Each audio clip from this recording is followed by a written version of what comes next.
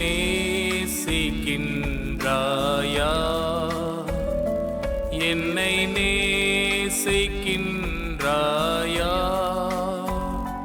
கல்வாரி காட்சியை கண்ட பின்னும் நேசியாமல் இருப்பாயா? இயேசு கிறிஸ்துவின் அது உன்னதமான நாமத்தில் உங்களுக்கு அன்பின் வாழ்த்துக்கள். பரிசுத்த வேதாகமத்தில் மத்தேயு எழுதின சுவிசேஷம் 16ஆம் அதிகாரம் 8ஆம் வசனத்தில் நாம் இவ்விதமாய் வாசிக்கிறோம். இயேசு அதை அறிந்து, அற்ப விசுவாசிகளே, அப்பங்களை கொண்டு வராததை குறித்து நீங்கள் உங்களுக்குள்ளே யோசனை பண்ணுகிறது என்ன? கர்த்தராகிய இயேசு கிறிஸ்து 4000 பேருக்கு 7 அப்பங்களை கொண்டு போஷித்து அவர்களை திருப்தி செய்தார்.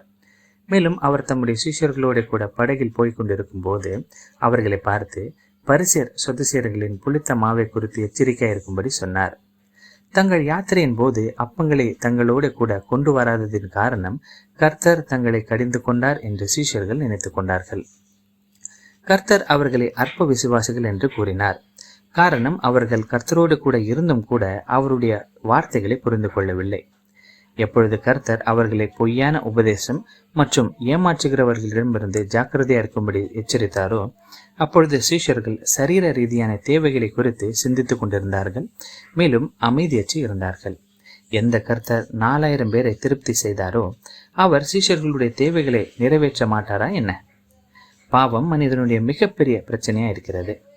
எது நிமித்தம் அவன் மிகவும் கவலையுடையவனாய் இருக்கிறான். மேலும் அவனுடைய வாழ்க்கையில் நிம்மதியே இல்லை.